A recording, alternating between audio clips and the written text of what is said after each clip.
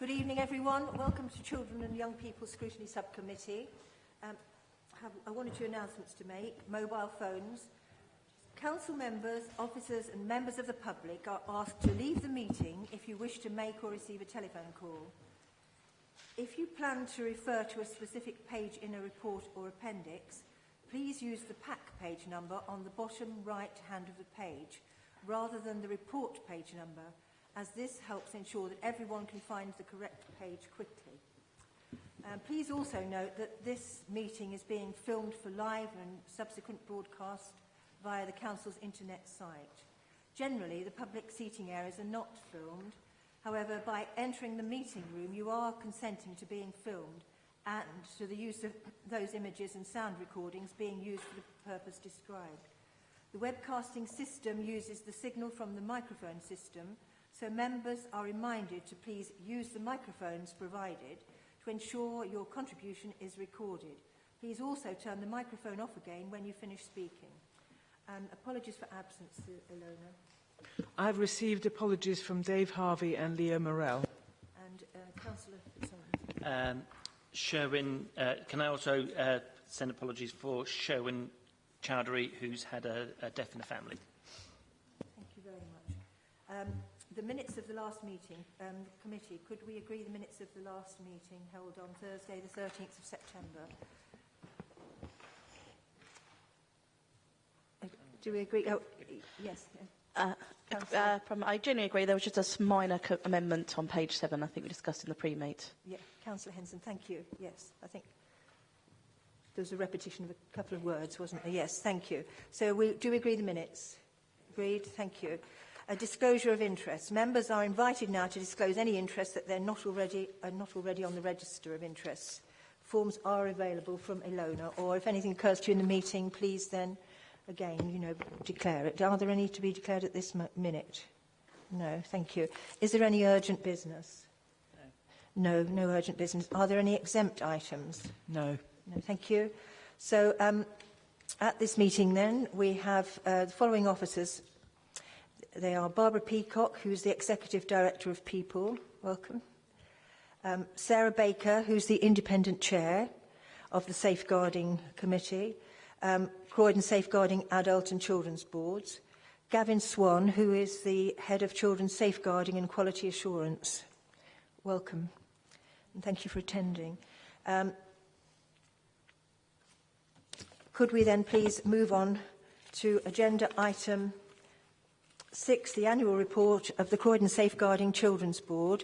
And could I ask the Chair or the Chair's officer to actually give a brief summary of the report, please, just so that, in a general way, so that we do understand, the basis of it. Thank you. Thank you, and thank you for inviting me to come to meet with you this evening. The Children's Safeguarding Board annual report is a requirement of Working Together 2015. And in Working Together 2015, it sets out that the Safeguarding Board should write a report to demonstrate the impact of the Safeguarding Children Board over the previous year. The report must be published on the LSCB website, and we must also share a copy of the report with the Police Commissioner, the Chair of the Health and Wellbeing Board, the Leader of the Council, and all the Chief Officers of the partner agencies of the LSCB. So it's really welcoming to be here this evening to share it with you and discuss the content of the report with you. The report sets out the progress that we made against the priorities last year, and our priorities last year were in relation to our early help services, improving multi-agency working and audit, developing a skilled workforce to work across children and family services across the partnership, and So those were the priorities, and those of what we've reported against. We have tried to make the report more accessible to the local community because feel very strongly that the report is written by the professional partner agencies, but actually the report isn't for them. The report is for the community of Croydon, to assure the community of Croydon what partner agencies are doing to safeguard children and young people within the borough. And so in terms of doing that, we've tried to set out the report in a way that gives the detail, but has got some pictorial presence to make it more accessible. We've also reported on in a thematic way to try and make, again, to emphasise what we've been doing without getting into too much detail of sort of governance arrangements. So this year we've focused on some key themes which have been domestic abuse, children missing from care, children missing education, child sexual exploitation, modern slavery, radicalisation and prevent, and female genital mutilation, gangs and youth crime. So those are the key thematic areas that we've asked partners to contribute to, because those are key areas of work for the partner agencies in safeguarding children and young people. And then we've ended the report by setting out what our priorities are for the coming year, and they are joint partnership working with a particular focus on how we assess, plan and deliver interventions for children and young people, improving how well practitioners understand thresholds and then how those thresholds are applied to assessing and working with children, looking at local and national learning from serious case reviews, and with a particular focus on schools, looking at neglect, child sexual exploitation, domestic abuse, peer-on-peer abuse, sexually harmful behaviour, radicalisation, gang and knife crime and FGM. And the reason that we have said a particular focus on schools is that for the majority of our children in Croydon, they are in schools. And so in terms of working with schools, we therefore have much more access to be able to work directly with them in relation to those areas for which they are particularly vulnerable in Croydon. So I don't know if that's enough to provide a basis. Thank you. We've obviously had a short pre-meeting, and we have shared our ideas on a few questions that we would like to ask you. So, Councillor Bennett, could you start us off, please? Yeah, it's on page 31 of the report. It's just, there's a 13.8% increase in the number of referrals to Children's Social Services. I wondered, do we have any idea why there is this kind of increase?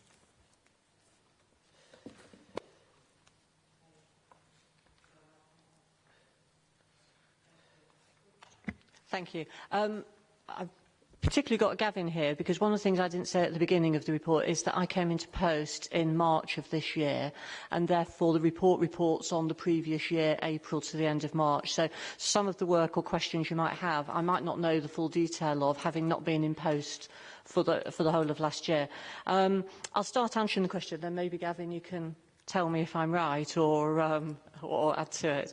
I think there are a number of reasons why we have an increase in referrals. One is that over the last couple of years, there's been a national increase in the number of, or a campaign to increase the number of health visitors within the country, because there was a national shortage. That call to action project, as it was called, has now come to a conclusion. And during the call to action, there were a huge number of newly qualified health or professionals trained as newly qualified health visitors. Those health visitors are now in post, and what is recognised is that their thresholds for risk are lower than other professionals, than a more qualified and experienced professional might be. So that has certainly had an impact on the number of referrals into social contacts and then referrals into social care. The second reason is, and this came out in our joint targeted area inspection, is about the quality of assessment. And that's why one of our priorities for this year is to work with partners about the quality of assessment. Because when assessment comes in, a referral comes into social care, looking at the assessment, if the assessment is not of a good enough quality to be able to make decisions about ongoing care, then that assessment has to go through to referrals in order that the social worker can be sure that the right pathway is undertaken for that child. So hence why we want to do work with partners to look at how we improve the quality of assessment, and in that case that can then have a positive impact on contacts turning into referrals. So I don't know, Gary, if I need to... There are a few more other points that I can make. We've seen a change in our population. So we completed a strategic needs analysis 18 months ago where we identified that we would be seeing an increase in the child under 18 population in Croydon, and that has certainly happened. So inevitably we will see an increase in referrals. We know there's been an increase in need, and we can see there's evidence of an increase in need. So we've got the demographic changes, increase in need, increase in poverty. We've also seen a significant PR campaign, really, raising awareness, led by the board, raising awareness about child abuse in Croydon. So again, in some ways, it's a positive because we're identifying our networks, our partners are more aware of child abuse in the borough. There's also been a specific campaign here in Croydon funded by the Department for Education, where Croydon was targeted, where we had adverts on bus stops and in social media asking people to be aware. Child abuse is happening. Look to your neighbours. And that campaign ran all of this year. And I think you've also seen not only around child sexual exploitation quite a lot of publicity, but also changes in the law in relation to modern slavery. So we've seen a significant number of referrals about child trafficking. Now, that's not just children trafficked into the UK. That's also children trafficked around the UK, mainly for the distribution of drugs. And we've done a recent piece of work in the borough to look at that. Thank you. I think that just clarified to a certain extent. Councillor Bennett, would you like to come back on anything? No, that's fine. Because one of the questions I was going to ask about was what particular area the referrals are coming from, and you've explained that. I didn't know whether it was health, education. Thank you for that. The other thing was that do I need to be concerned about the fact that there's a 3.9% increase of children on the child protection plans for 2 or more years? Because that means we're not identifying appropriate permanence plan for them. I just wondered what your comments about me. I can answer that. We've seen an increase in the numbers of children subject to a plan. That 3.9% is actually 2 families. Oh, right. So with 2 quite large sibling groups. So because the numbers of the sample is quite small, so any change is quite significant. We monitor, we have a procedure in place that's been in place for over a year now here in Croydon, where we review all children on a CP plan if they've been on a plan for 15 months. So at that 15-month point, we will review that with the multi-agency to ensure there isn't drift. And if we're thinking there is drift, that is escalated through our system. So we haven't got a permanence plan for these children. We haven't identified whether they're going to remain with children or with well, their no, families. we should have. So we'd have a number of different processes running in tandem with those cases. So if they're children under 5, we need to be thinking about care proceedings. Yeah. We need to be thinking about alternative placements. Yeah, no, that's what I was thinking, because it's more than 2 years. I was concerned that these children haven't got this permanent. Okay, I understand what you know. Okay, that's fine. Yep. Thank you. I think that's quite reassuring. Councillor Khan, please. Thank you, Chair. Well, I have to say, when I read this report, I felt great admiration for the staff who are delivering the service, because when you look through the report, there's been increased demand. I'm absolutely delighted about the Best Start programme, because that really must help to underpin prevention. But, and I said in the pre-group, if ever there was evidence as to why our government should more greatly fund these services, it's in this report, because every number you look at, almost, has gone up. Child poverty has gone up, and it was bad enough, it's gone up now, much more so.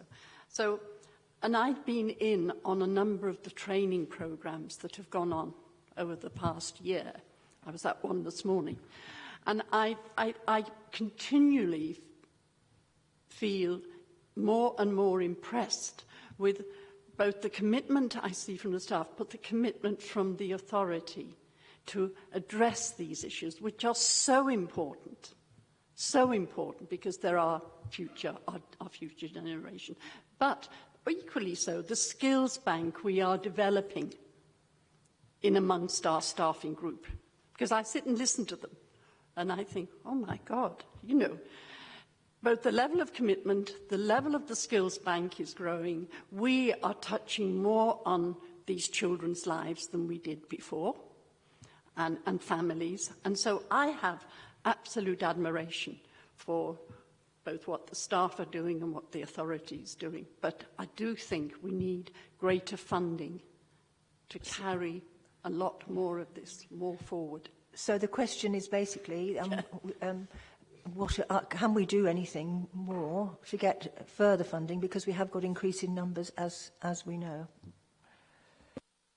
I feel I should answer that question, but I turn to my colleagues if you would like to make some comments. I mean, clearly, Sarah, as our independent chair, may well wish to make some comments about the independent chairs network and some of those issues that may be raised through that network, independent of individual local authorities. Clearly, we have a budget setting process. One of the real positive things about Croydon, and I would concur with your view, Councillor Khan, is that members in Croydon have had a very clear focus, often led by people who sat in the lead member role, to make sure that children's services remain a priority within the overall budget. And that is still the case. But there is no doubt that every authority up and down the country has a smaller budget, and we are looking as much as we can to see how we can be as effective in our delivery, and like everywhere else, looking to see what we can do to make savings that don't impact on the front line.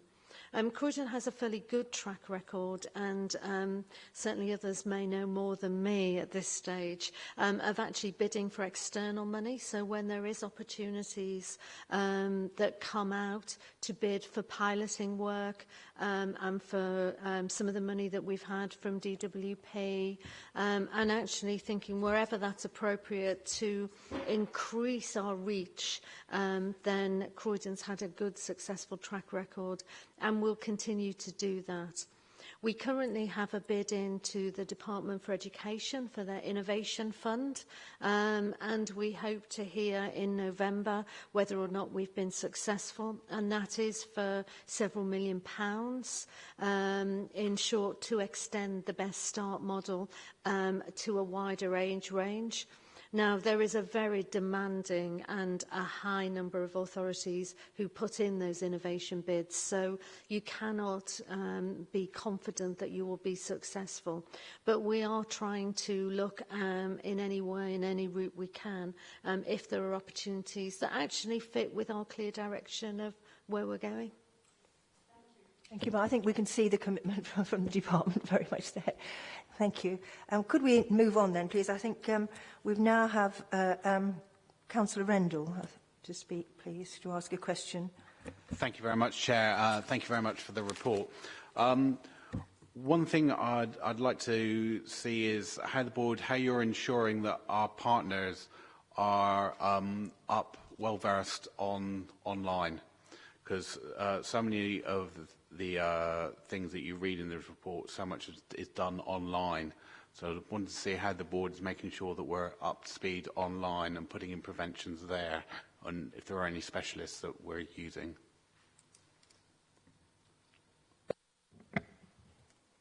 Thank you. I'd just like to, in terms of the previous question, when you're talking about funding, just tell you some of the other successful funding that we've achieved. Since I came into post, we bid to NHS England London for funding for our female genital mutilation project in order to continue the project for another year. And they gave us £32,000 to support that project. And we also got funding for our Father's project and for our work with the NSPCC on child sexual exploitation. So not as much funding as hopefully will come through the Innovation Fund, but it's certainly allowed us to continue 3 very important projects. And as Barbara said, I'm a member of the National Association of Independent LSCB chairs and also the London chairs. And I can assure you that one of the topics of conversation at both those forums is how do we ensure that partners recognise the work that is done by through LSCBs in terms of safeguarding children, and it's funding and budgets is a constant agenda item, both nationally and locally. So I just wanted to reiterate that. So in terms of working with children online, it's an absolutely incredibly important agenda and one that underpins really all the work that we do. So in terms of when we're working with children, whether it's in relation to CSE, whether it's in relation to gangs and knife crime, the impact of social media and children accessing, talking and being online runs through all of those. And I don't think we can separate it out because the media, the different types of media grow so fast. And as an adult, I think I'm quite well versed, but within 6 months you can be so out of date, and the children are and young people are so much more advanced than many of us are. So it's an integral part of everything we do, and in any piece of work. I just think it's a core element of that. But Gavin, I don't know if you want to add anything.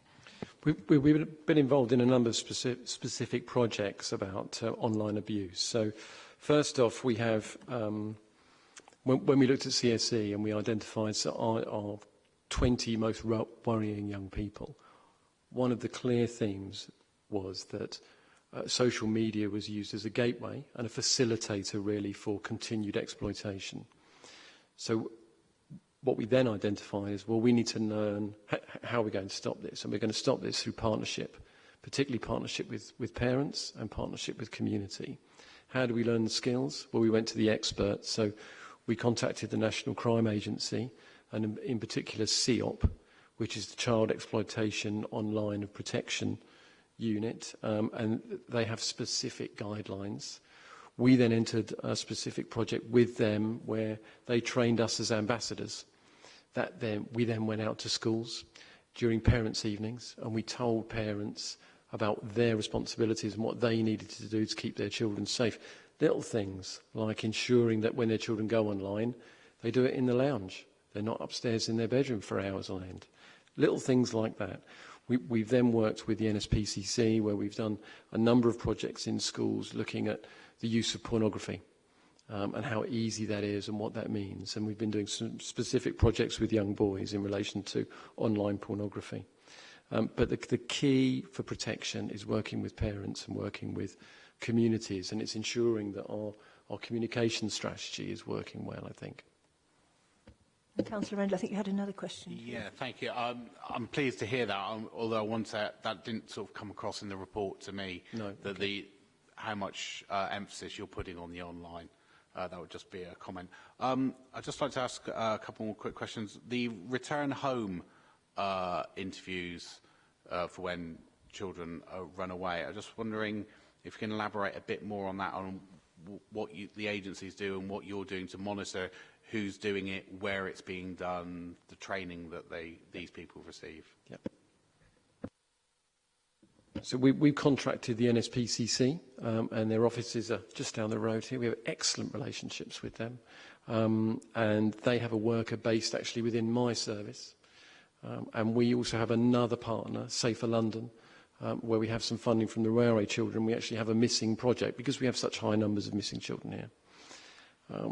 Now, between Safer London and the NSPCC and my service, we identify our most worrying young people that are going missing. And we try and contact, well, we do contact each one of those, and we offer a return home interview. About 30% of young people agree to have a return home interview, and that's face-to-face. Now, we have looked at how we can increase those numbers, and we entered into a project with the charity Missing People, a really great partner of ours, and they received some funding from the Met Police to trial telephone return home interviews. Now, there are some ethical dilemmas about, because really you want a face-to-face meeting with these young people to establish vulnerability. But if they're refusing that, then what technology can we use to try and engage those young people? So we've been trialling telephone interviews, and we've seen an increase, and actually an increase in the most vulnerable have been willing to talk to us, which has been quite interesting.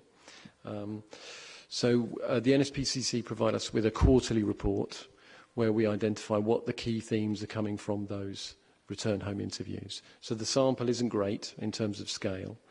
I think the recent joint targeted area inspection did identify that we don't have universality in the offer of return home interviews. So the NSPCC are only able to offer about 70%. So we do know that some of our social workers actually choose to undertake their own return home interviews, but they're not always recording those. So we're not always getting a clear picture of exactly what all of the cohort of missing are telling us. So that's an area that we're prioritising over the course of the next few weeks. Thank you very much. I'm glad to see you using the modern technology, and I would say things like Skype and FaceTime, you could do those interviews where the child is in a safe place, they've gone to a safe place. Do you mind just one more quick one, Chair? Just with the Missing Monday meetings, I just want to see if we're making sure that SEN is high on the priority, because I would have thought, I know a lot of children don't go to school because they're special educational needs, or a lot of the time undiagnosed with special educational need. What we've identified is that SEN is a factor not just in terms of Missing Mondays, but in our CSE cohort, in our missing cohort, and it is a priority area for us. But it's such a broad umbrella, the term SEN, and what does that really mean? So if you look at the recent report that was presented to the Safeguarding Board, we started to deconstruct some of that, and what that actually means potentially is conflict disorder, it could be ADHD, but what does that actually mean for the young person? And I think there's an individual story that we need to hold on to, rather than that broad term. Councillor Creatura. Thank you very much, Chair. I'd like to focus a little bit more on missing children. Croydon has the largest number of missing children in London. One of my concerns, and something I'd like Sarah as an independent chair to answer, is do you feel that the board has a handle on the issue, that it's scrutinising the subsidiary parts of the board effectively? Thank you. Yes, I do. I think I chair several other safeguarding boards, and since I've come into post, I'm really impressed with the work that Croydon is doing, both in terms of looking at children missing education, and so the Missing Monday panel, so that each week we're absolutely aware of the children who are missing, and we're able to track those, and each week we're doing specific work in relation to tracking those children, and we've got there's a tight grip in terms of, so where were we last week, where were we this week, and monitoring those children who are consistently going missing. the Safeguarding Board has a subcommittee, education committee, and children missing education is a sort of an agenda item at that group. So across the partnership, there is a constant awareness of the impact of children missing. As Gareth said, children missing spans more than children missing education. So if we're thinking about CSE, that's an issue for children missing. Where there's gang and knife crime, that's an issue around children missing. Female genital mutilation, we have to think of that in relation to children missing. So it's a very broad agenda that underpins a lot of other topics or agendas. And the partnership as a whole within the LSCB, I would say, has a real good understanding of that. So, for instance, the FGM project is led by our health partners, so they're absolutely aware of the implications of children who are at risk of FGM going missing and perhaps going away for school holidays, and the risks of them being subject to FGM. So it is absolutely understood. Thank you very much. One of the reasons why I'm asking is that on pack page 38, it says that the number of children missing is on the rise, an increase of 25%, I think, is that in the last 4 months. So with that in mind, and given you've already said that data and you could do better with data, do you have a list of things that you'd like the council to do better or the panel to do better? Is there a greater amount of support you need from the council that you're currently not getting, or that you could get an increase in certain areas? I'd like a bit more information about that, if that's okay. Yeah, so I think there are several factors. Firstly, I think there is that growing awareness of children missing, and we're identifying those children missing much sooner. So I think we're much better at capturing children missing, reporting on that, and having and partners having the confidence to report. Unaccompanied asylum seekers are more at risk of going missing. Croydon is, what's the word, an importer of children looked after from other boroughs, and those children themselves are very vulnerable young people, and in that vein are much more likely to go missing. And we already have, before I came into post, the previous chair and previous chief executive of the council wrote to all the boroughs who where children were coming from, to express concern about the number of children coming into the borough from other London boroughs. And it's a piece of work that we want to do again in terms of working with other boroughs, because in terms of some of the work around county lines and children being moved through gangs and across boroughs, then it's absolutely important that we work with all boroughs, because then we can actually know who those children are and we can do much more to protect them. But I think that's why there is an increase, because of the situation we find ourselves having, importing so many children, so many vulnerable children. So, Gareth, I don't know if I've missed anything. So just a couple of other points. One is we're producing the annual report on missing children. That will be due to the Safeguarding Board on the 30th of November. That will provide you with detailed analysis and intelligence about missing children. We have recently, thanks to you, been able to recruit a intelligence analyst to help us work and understand CSE and missing. So you'll see the kind of fruits of her labour on the 30th of November, and we'd welcome you to attend the board, or I can send that report to you. And that, I really hope, will give you a clear picture of some of the challenges in relation to missing. We produce a daily missing report that we get from the police, and we check about which are Croydon children, which belong to Lambeth, Southwark and so on. And we write a 6-weekly analysis that goes to the senior leadership within the council.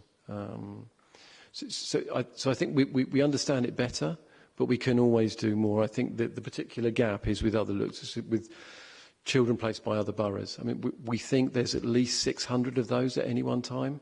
So that's a large number. They're highly vulnerable. They're being placed out of their own borough because of risks to them.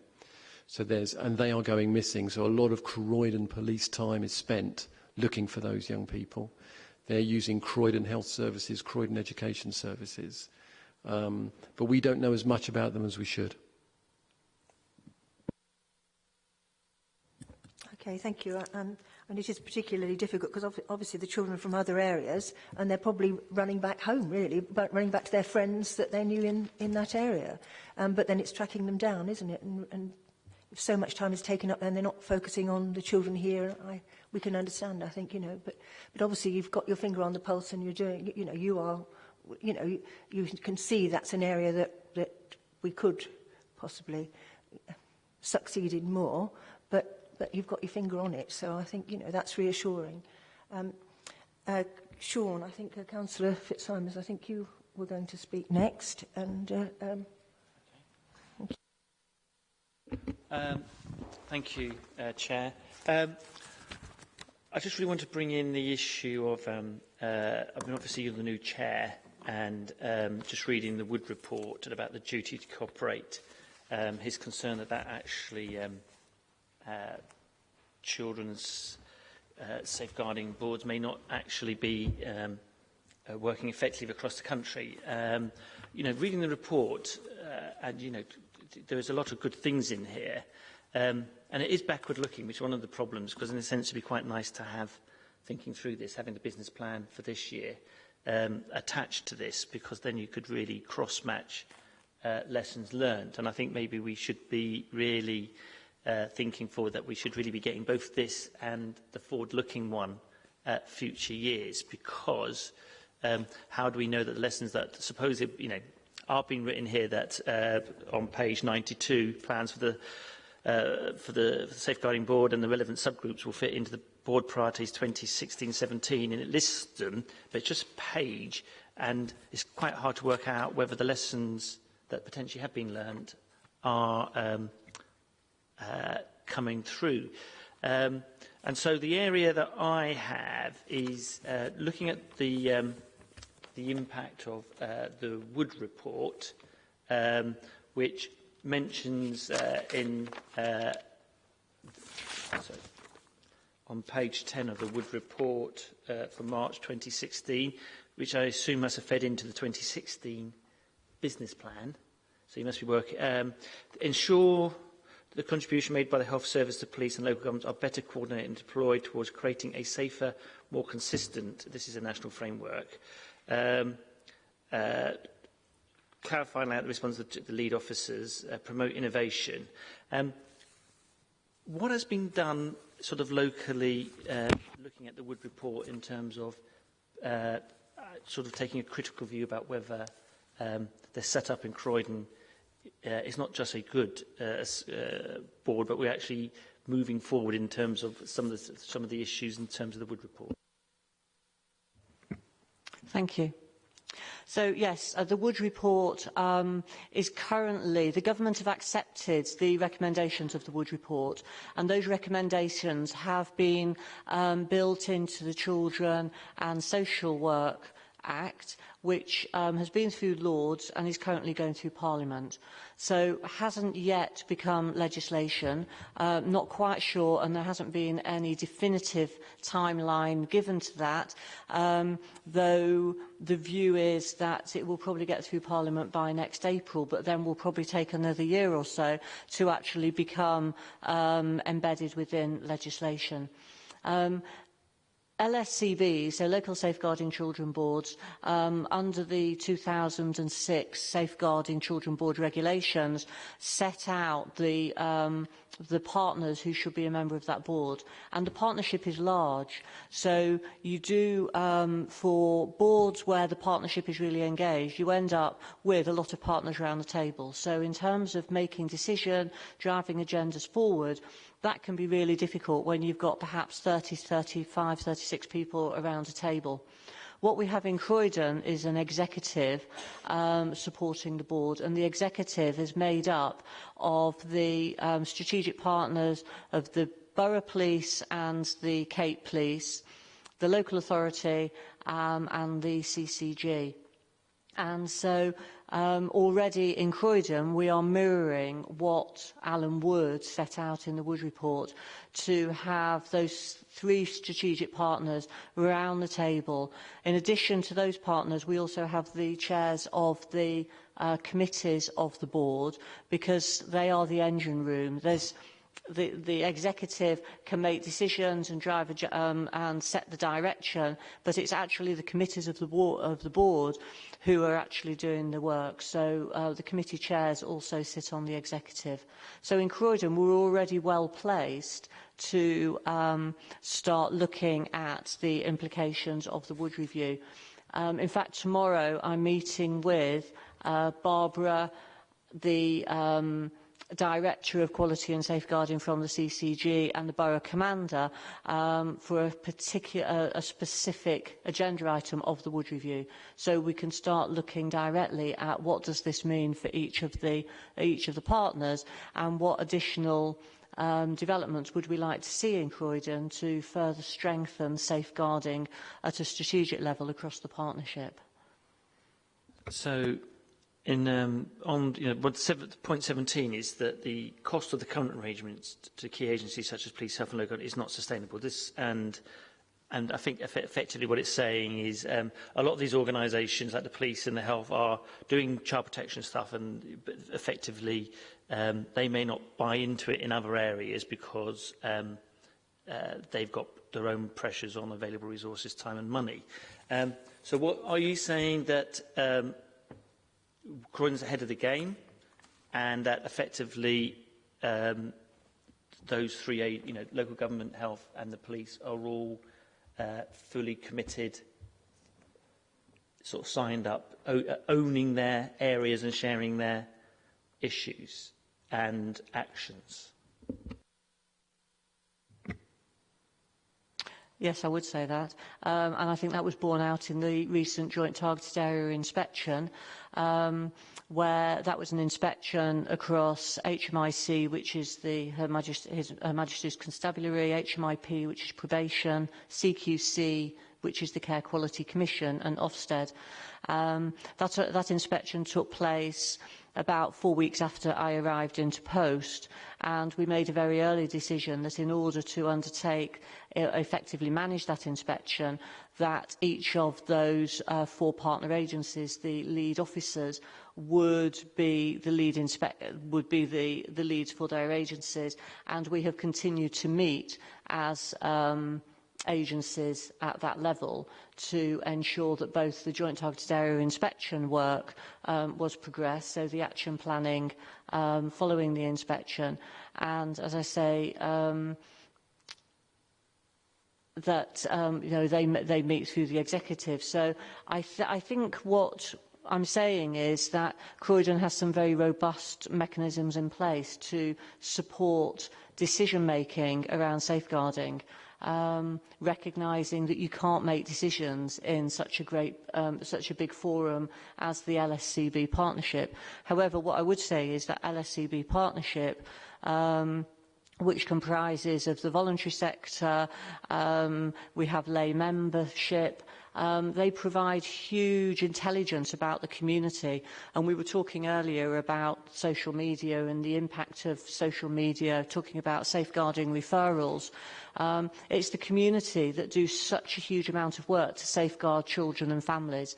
And so it's absolutely important that at a strategic level, we understand what is happening in the community, and we have that intelligence coming to those strategic partners. So I would say, that partnership that we have, I wouldn't want to lose, but it's how we maximise the benefit of those partners coming together, but then escalate that up to a small strategic group who can actually make the decisions and drive the agendas forward.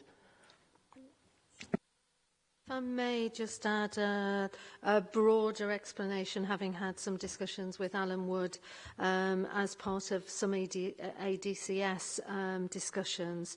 Part of the challenge, so in Croydon we're lucky with our coterminosity and our size, but in some other authorities, NHS England has a very large footprint with a decreasing number of staff.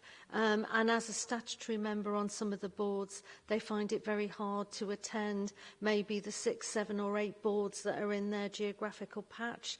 The same with probation. As they move to a larger footprint, they can't attend every single board.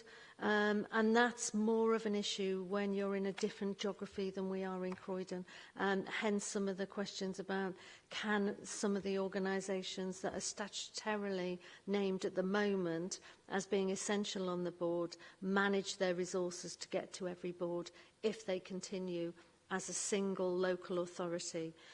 So some places like Birmingham are looking to extend their board to cover other parts of the Black Country, as is Manchester, looking as they push out their devolution footprint to actually look to have a safeguarding board that would cover Greater Manchester rather than each individual authority. But I think Sarah answered very well from the Croydon position. Yes. Yeah, as I said, it's... Yeah. Assuming that you're allowing everyone, unless we're going to do another series of questions, aren't we? Because it's, you know...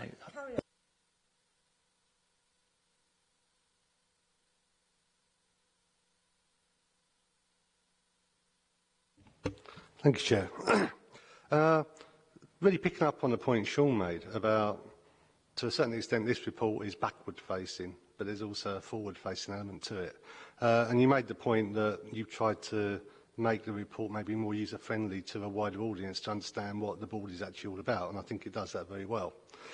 But there is a bit of a distinct lack of some detail to actually be able to assess how you've actually implemented your work plan from last year and how successful it's been, in so much as some of the figures in here show an increase, but there's no narrative as to say that increase is actually a positive thing, because it maybe means that referrals are working better, or the LADOs actually making schools do more engagement.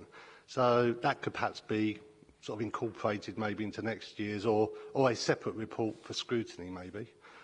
In terms of moving forward, you obviously mentioned some of your priorities, but again, there's no real targets or evaluation sort of criteria to say, well, actually, if we actually meet that objective, what difference it's going to make? What can we expect to see next year as a result of those efforts?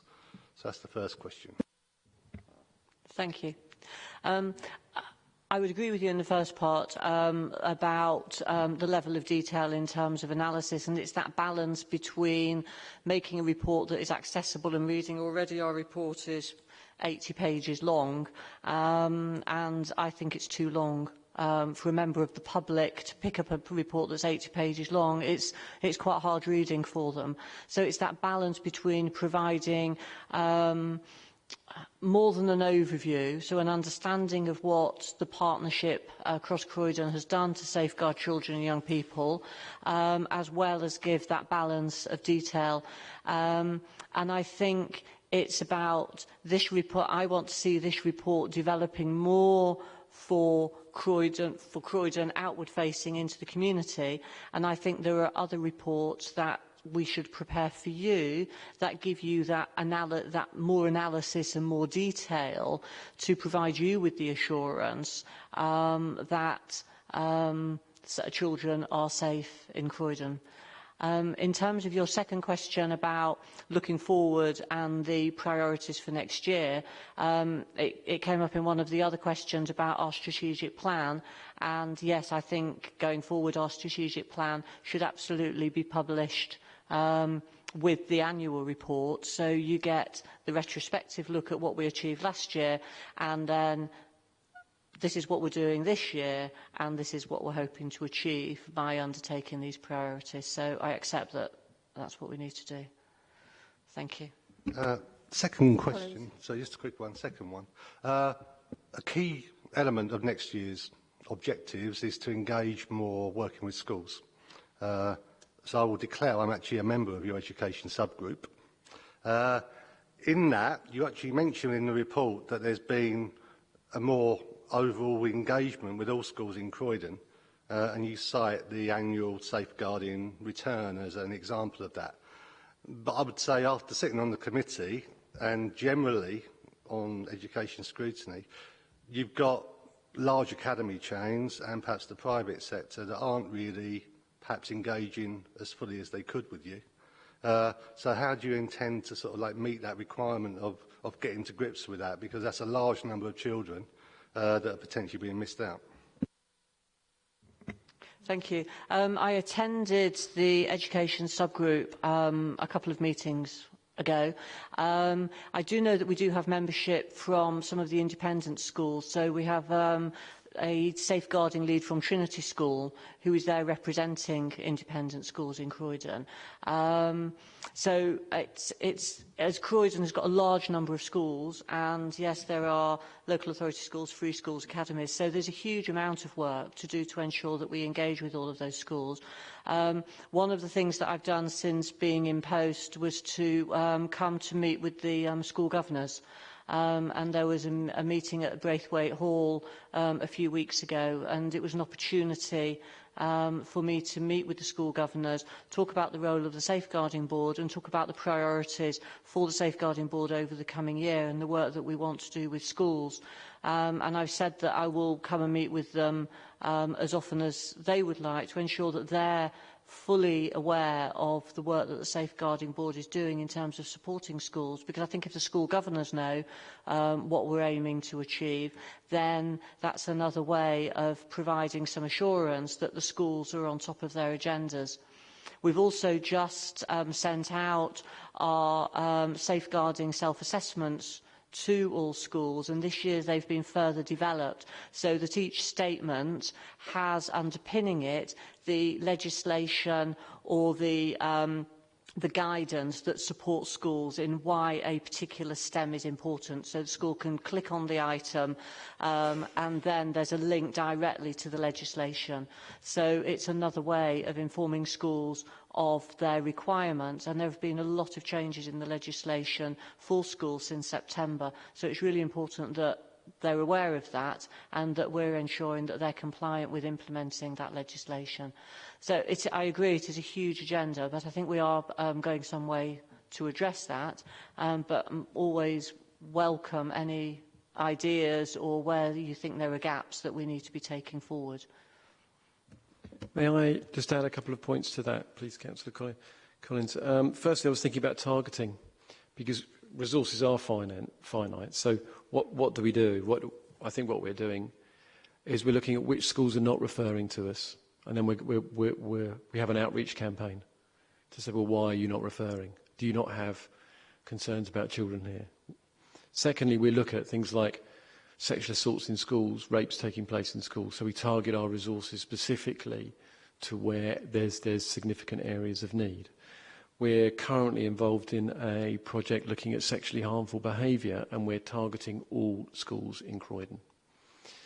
So it's that. I think it's a kind of measured approach, but it's a thoughtful approach where we're looking at specific issues rather than just something that's blanket.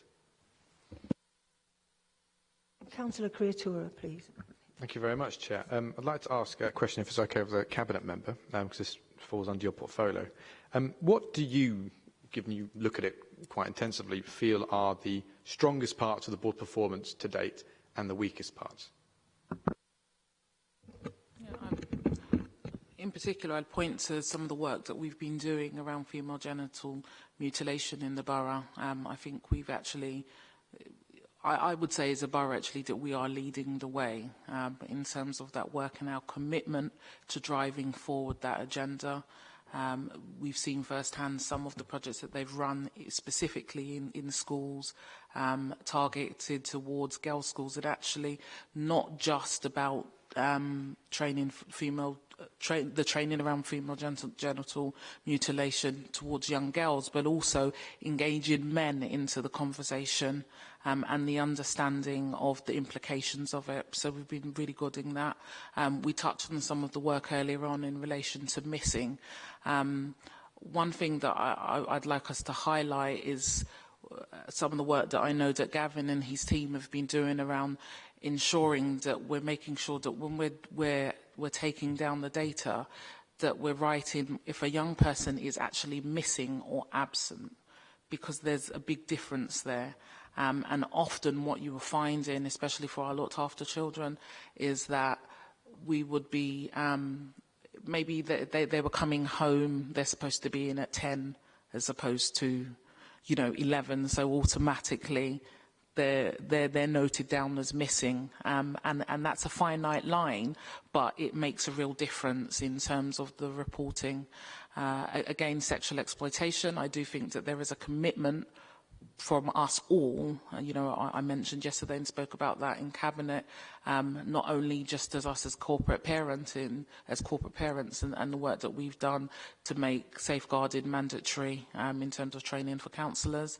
I think there's definitely more work to be done to link that into not just working with our partners, but ensuring that it's the next step down.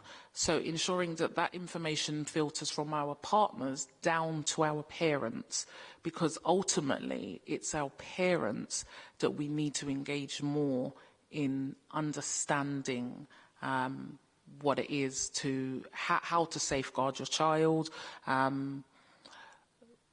We've spoken about developing more strategies to deal with perpetrators within the borough, and being able to analyse and know. It's difficult because you can't say specifically who or what a perpetrator is, but we need to give parents more tools to be able to deal with that around our adolescent population in particular. So, okay. Thank you very much. And sort of to follow on from that, from a sort of policy council side of things, what do you think the council could do to support the work of the board and the partners that are already there? I mean, you've mentioned some of you, touched on a bit of it, but there was the cross-border communication with other boroughs about missing children, for example. What are your priorities, going forward and looking at forward planning to support the board from a council perspective? I'll start with the last comment about our USs in particular. Some of that work has already begun, conversations with other boroughs. Indeed, Barbara has had conversations with the exec directs in other boroughs, and indeed we speak with other lead members in other boroughs about what work we can do, joint up work to ensure not just in terms of unaccompanied asylum-seeking children, although that's big because of financial implications, etc., but also if we're talking, let's say, about sexual exploitation and ensuring that for some of our young people who are placed from other boroughs into Croydon, who then maybe, as you said, in terms of missing because they're returning back to the borough from which they came from, making sure that there's joint-up communication there. Is it best to place that child within a different borough? Sometimes there is a need in terms of safety, but can there be conversations that can be had to ensure that that young person is placed back within their borough, and links into one of the projects that we've been running, and which is a priority about ensuring that we're looking after the right children in care. Councillor Khan, please. My question is, given the wonderful diversity of our borough, how successful are we in engaging our diverse communities in taking ownership of safeguarding concerns around our children? I mean, I don't believe in the statement of hard-to-reach communities. They're not hard to reach communities. It's about how we relate to those communities. So I don't accept when that statement is made. We don't have hard-to-reach communities. It's about our model of engagement. And then on from that, how our learning has impacted upon our practice when we work with diverse community families. Thank you. I think we are doing some work, but I think we have a huge amount more work to do. A couple of weeks ago, I hosted a workshop for both the Adult and the Children's Safeguarding Board in relation to reaching out to faith communities, some work that I'm doing in Barking and Dagenham. So I invited the chair of the Faith and Culture Committee of that board to come and talk about the work that she's doing. I know the communities are different, it's a totally different demographic, but some of the methodologies and the way she's reaching into the community, I felt would be useful for us to think about reaching more into communities within Croydon. So that work, that aspect of work has already started. I think in terms of the work we're already doing, we are aware of the different diversities of community. If we think about the unaccompanied asylum seekers and the different cultures that they come from. I sit on the corporate parenting panel, and the first panel that I sat on, we had some unaccompanied asylum seekers from Albania. So we are already identifying what the different cultural needs of those children and young people are in terms of how we support them, in terms of meeting their health needs, how we meet their educational needs to support them in having a new start.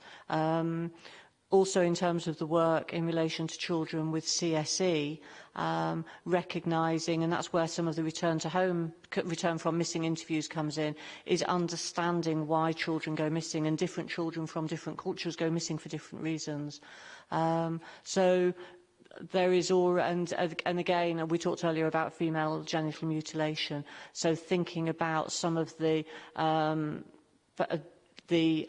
safeguarding risk to some cultures and some groups of children and young people in our community is really important that we understand that. Gavin, I don't know if you want to add anything. I was just thinking about just to give some more detail to the work with child sexual exploitation, because certainly in the police operations that we've conducted in the borough, we've identified an overrepresentation of black young women being involved in CSE, particularly targeted by individuals and some groups from Lambeth. So subsequently what we've been doing is we've been thinking about how can we engage some of these young people. So we specifically encouraged our partner who's working, Safer London, who's working with us, to recruit young black staff to engage with this group. We've gone out and we've been speaking to black churches and leaders from black churches to talk about parents, because actually one of in the recent congress we had on CSE last year, we had a number of pastors attend, and they said, on a Sunday I've got gang members in church praying to the Lord, and on Monday I've got them knifing each other. So, you know, how can I work with this community? So we're thinking about it, we're trying, but I think we need to try harder, and we need to do more. Just very quickly, just from a political point of view, actually, the irony is it's one of the conversations that I was having earlier on today, and you will know some of the work that we've already begun to do through the Best Start, and very much the idea and hope is almost to deliver some of that targeted work through a universal service, because if we're looking outward towards re-engagement with our residents in this borough, I think one of the things that we really do have to strengthen is this issue of trust. And we all very much know that when we talk about anything to do with children's social services, or indeed adults, but predominantly children's social services, there is instantly that fear. So if we want to talk about intervention or hard to reach communities, which, as you said, aren't hard to reach, it's about the conversation that you have with them and understanding that it probably isn't always a one-size-fits-all. So we're really hopeful for some of the work that we've begun to do through the Best Start, that in itself will give us the links into then interfunctional family therapy, etc., and being able to then tackle some of these issues, indeed around sexual exploitation, etc. Okay, thank you. I'll bring in Sean next, actually. I'll wait to the end. Okay. Okay. Councillor Henson. Thank you, Chair. In the report, and I think Gavin mentioned it quite early on in the discussion about the fact the work that's being done to from change of perspective in terms of children that are being moved for use of selling drugs. I was interested to know if you could put some more meat on the bone about the work that's been done in that, what you're doing with partners to change that perspective, as it were. Coincidentally, we wrote and presented a report to last week's Safeguarding Board, specifically looking at the links between CSE, missing children, gang associations and county lines. We identified that in the last year, 60 children have been identified, arrested, accommodated because they are linked to county lines, normally because they've been arrested in possession of Class A narcotics. We identified that these children are very young. We have a specific profile that as of last week, we developed a profile. This is very fluid.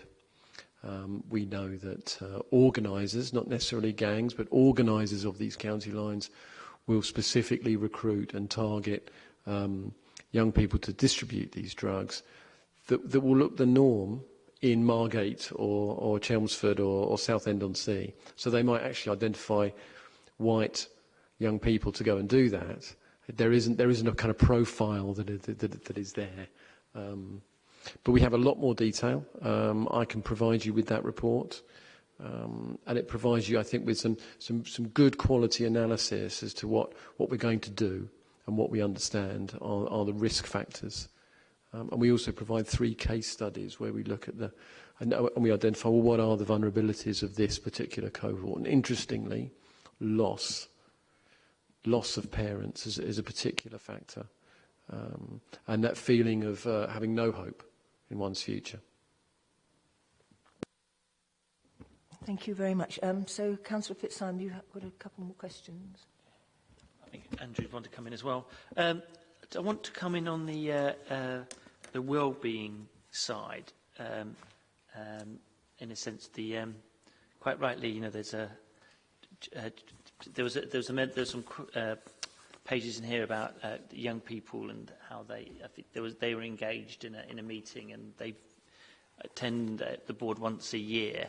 But I'm just really trying to understand how has that fed through from 2015 and the meetings with the young people? How is that feeding now through into this year and going forward?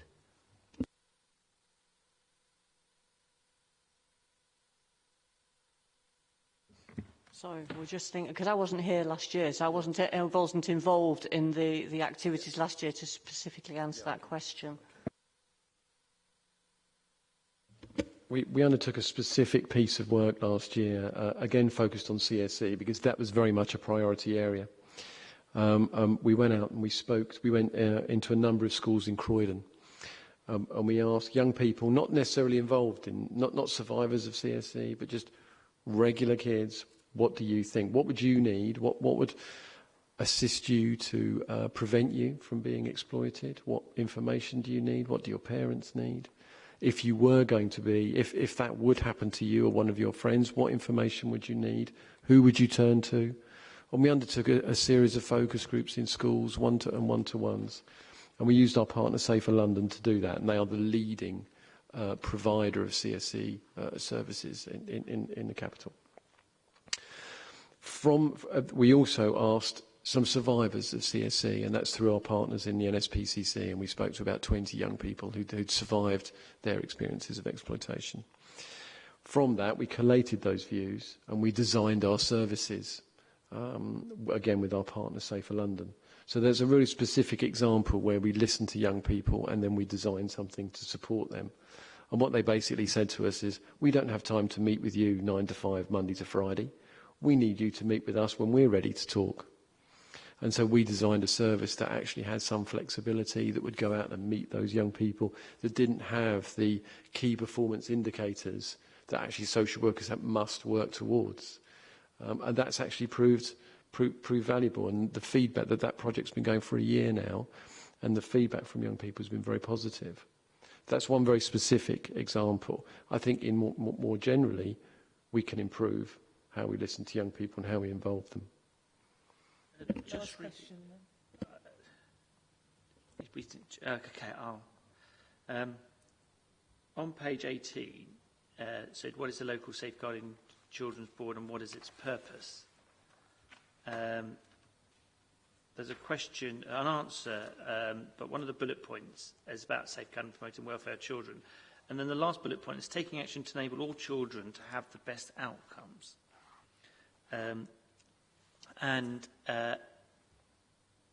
It's always sort of struck me that whether is the board really looking at all children in reality, or is it because of limited resources honing in on children at risk? And I just wondered whether that actually is the reality, or is it something that is an aspiration that the board is trying to work into its work programme in terms of to enable all children to have the best outcomes?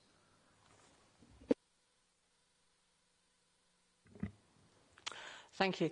I think that question gets to the heart of some of the issues in the Wood Review about what safeguarding boards should focus on, and whether, if we think of safeguarding on a continuum in terms of children receiving universal services, so all children require safeguarding, through to the sharp end of child protection, then should safeguarding boards focus more at the child protection end?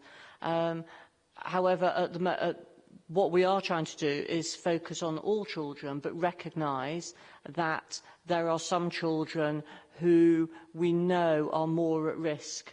So in terms of some of the subjects and topics that we've talked about this evening.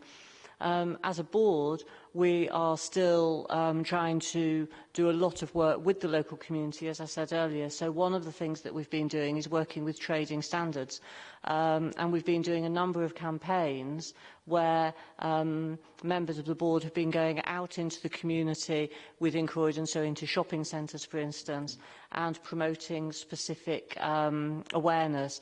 So during Child Safety Week in June, we worked with trading standards around different aspects of Child Safety Week. So that was focusing on things like safe plug sockets in the home, looking at crossing the road. So all of those type of things that you would want to support families in thinking about to raise safety awareness. And we're going to be doing another piece of work coming up looking at fire safety. And in fact, we're talking to the Borough Commander for London Fire Brigade in Croydon earlier this week. And we're going to do some specific work around fire safety in the home, hoarding, where children and young people are at risk of fire in the home. So I think it is a combination, but ultimately, where we know that we've got specific issues, we are going to put more of our resource into focusing on those vulnerable areas, or those groups of children who are vulnerable. Okay, we'll go to Councillor Rendell then. I think this will be the last, because I think everyone's had, quite a lot to say. Thank you very much. I'm just thinking, a child of coming up to their 18th birthday, a child at risk, becomes an adult then at risk. It doesn't all stop on their 18th birthday. So I'd like to look a bit more about how you work with transition then into adult services, especially what age does this start and what links the board and your partners have with business, because one of the best things we can do is get children into employment. Start. I can, maybe it's a little unfair to ask the chair of the board to answer route into employment and what we're doing to support the skills agenda, brokerage and employability, but I'd be only too happy to bring a report back to the committee to look at that in some more specific detail.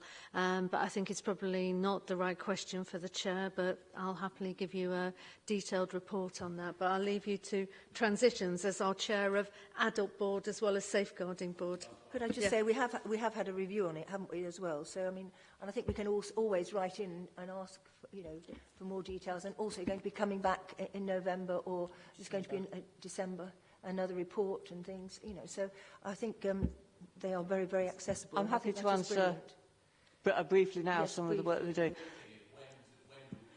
Yeah.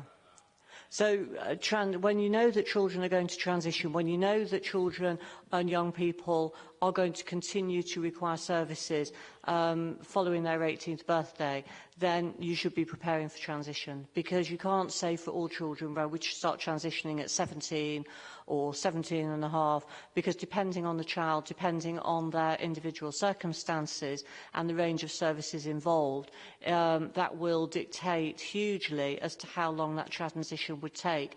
So another example we had at the corporate parenting panel at the last meeting was some young people who were transitioning who had transitioned from children to adult services, and I think you were at the panel, weren't you? And they really, they expressed some real concerns about how they made that transition in terms of housing. So, and they were saying that, for them it was this age, but for other children it could be another. So there isn't a definitive age. It's on an individual basis. I'm not sure that we always get that right. And I think that panel particularly identified where perhaps it hadn't gone right. Through the work that the Children's Board have been doing around CSE, we know that some of those children have ongoing mental health problems which aren't going to be resolved by the time they're 18. So working with adult mental health services is really important.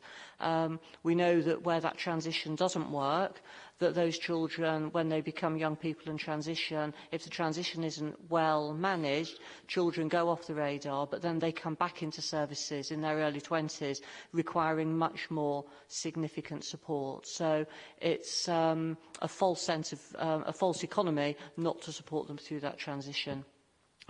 Within adult services, Patrima Solanki is leading on the development of the transition 0 to 25-year services. And so that gives us a really great platform from which to ensure that children are transitioned effectively. And, of course, the Care Act 2014 is very explicit in that the Adult Safeguarding Board has got a duty to ensure that transitioning starts at an appropriate age. We had a very brief discussion at the Safeguarding Adult Board earlier this week about the point of transition, and it's an area that we're going to come back to following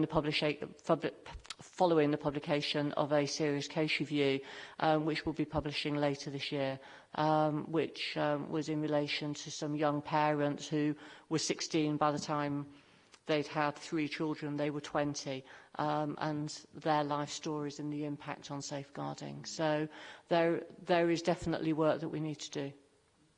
I wanted to hear the word individual from you, and I'm very glad I did, with transition. So thank you very much for that. And I think the last point you wanted to raise very briefly, please, Mr. Collins. Yes, thank you, Chair. This is about communicating with schools. And there's lots of areas there where issues will come up between the multi-agencies that you deal with as part of the board that could result in a need to communicate with schools. Scrutiny did identify 5 years ago that perhaps a system wasn't in place to actually adequately disseminate that information from a central point, being local authority. So there was a system put in place. I've had some experience recently that shows that's broken down. So as there's more now to communicate with schools about that maybe is particular, I just wonder if you could give some comment about whether that needs to be looked at again, about this central idea of the local authority coordinating a lot of information from all these different agencies, but then getting the right message out to schools in a timely manner that allows the schools then to communicate with their community.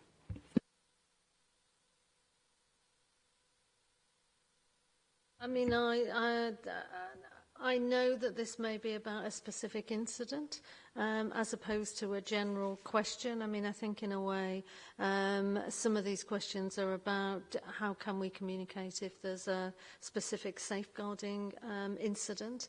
Part of that is about the school will need to make sure that they communicate with us.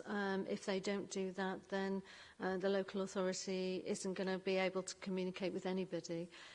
So we need to make sure that we're clear with schools on the things that we want them to communicate to us that might be of a safeguarding nature, and to give our permission to pass on that information in order for us to distribute that back out. It's always something that's worth checking again about who are our contact points in schools.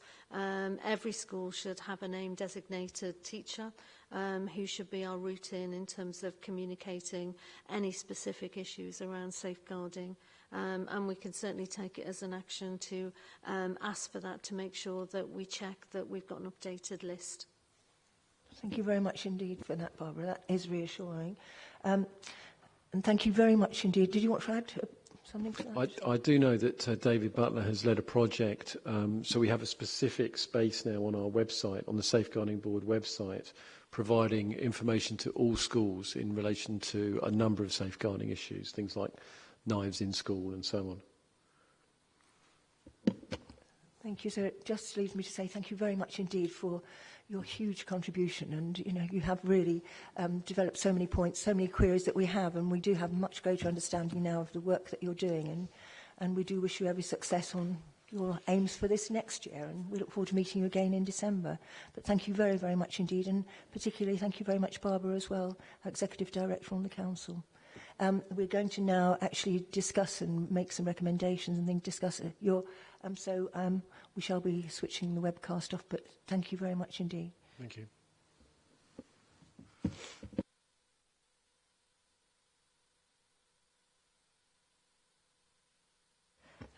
So could you please stop the webcast, the people upstairs? Thank you.